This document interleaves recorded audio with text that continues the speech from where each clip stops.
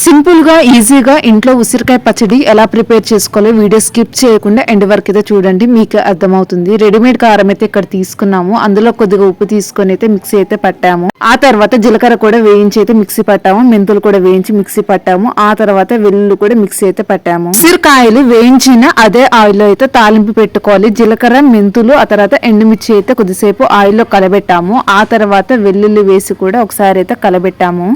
జీలకర్ర, మెంతులు, వెల్లుల్లి, అదేవిధంగా ఎండుమిర్చి బాగా ఫ్రై అయ్యేంత వరకు కలబెట్టాలి. అంటే మనం ఏదైతే వెల్లుల్లి ఉంది అది బ్రౌన్ కలర్ వచ్చేంత వరకు దాన్ని అయితే బాగా కలబెట్టాలన్నమాట. సో వెల్లుల్లి ఎంత కలబెడితే అంత టేస్టీగా ఉంటుందన్నమాట. వెల్లుల్లితోని పచ్చడి టేస్ట్ మొత్తం వస్తుంది.